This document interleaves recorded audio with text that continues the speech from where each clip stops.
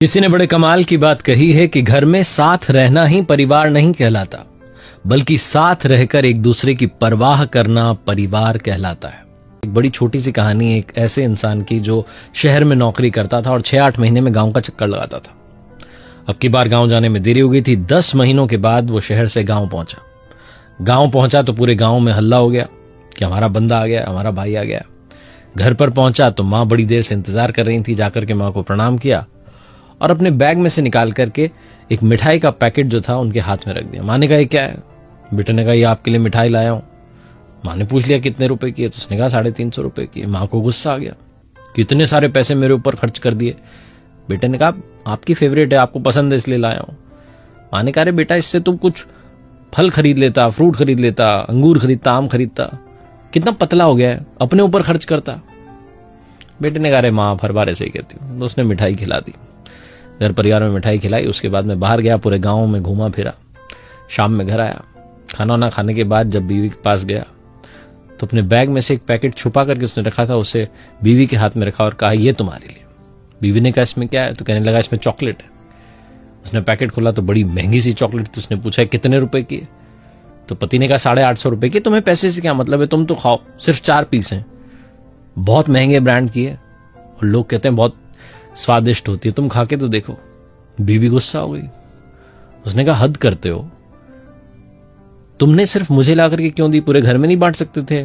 माँ हैं, बाबूजी हैं, भाई साहब हैं, भाभी हैं, बच्चे हैं, उनको खिलाते, मुझे ला करके देने की क्या जरूरत थी? पति ने कह रहा अरे तुम स्पेशल हो, तुम्हारे लिए तो स्पेशल चीज लाया हूं। फिर बीवी ने कहा माँ के लिए? तो उसने कहा मिठाई लाया तो था, खिलाई तो थी। बीवी ने कहा अच्छा माँ के लिए सिर्फ 350 की मिठाई, मेरे लिए 850 की चॉकलेट, गजब करते हो तुम, सबको मिल बांट करके खिला देते। उस पति ने फिर कहा कि अरे 4 पीस हैं, कैसे खाते इतने लोग? बीवी ने कहा अरे तोड़ तोड़ के खा लेते, सब मिल बांट के खा लेते। पति ने कहा तुम हद कर रही हो। बीवी ने समझाया कि हद तो तुम कर रहे हो, तुम हद कर रहे हो। तुम मुझसे मिले किसकी वजह से? तुम्हारे माँ और बाबूजी की वजह से। तुम इतने बड़े हुए, तुम अबोध थे, तुम्हें कोई जानकारी नहीं थी, वहां से लेकर के जवानी तक तुम्हें पढ़ाया लिखाया, इस काबिल बनाया कि मुझसे शादी हो। किसने किया? माँ और बाबूजी ने।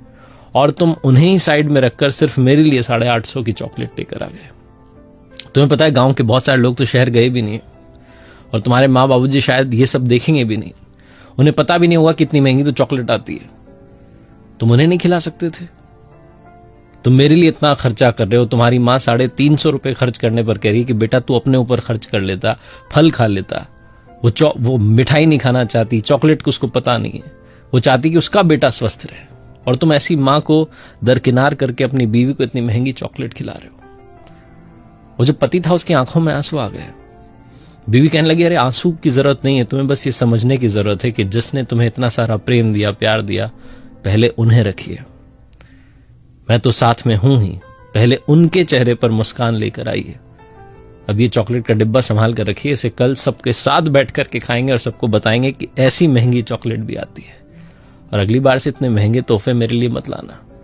अगर पैसे बचे तो माताजी पिताजी पर खर्च करना और उन्हें बताना कि बाहर की दुनिया किस तरीके की है। बड़ी छोटी सी कहानी है जिसका सार ये कहता है कि अगर परिवार में ऐसी सोच वाले लोग हैं तो उस परिवार में बहुत सारा प्यार हमेशा रहेगा, बहुत सारी केयर रहेगी। क्योंकि खुशियां जो होती हैं, जो असली हैप्पीनेस है, वो परिवार के साथ खुशियां बांटने से आती हैं। सिर्फ अपने ऊपर खर्चा कर लेने से खुशियां नहीं मिलती। जब तक आप सबको साथ लेकर नहीं चलते, आपको असली जो परिवार की खुशी है समझ में नहीं आएगी।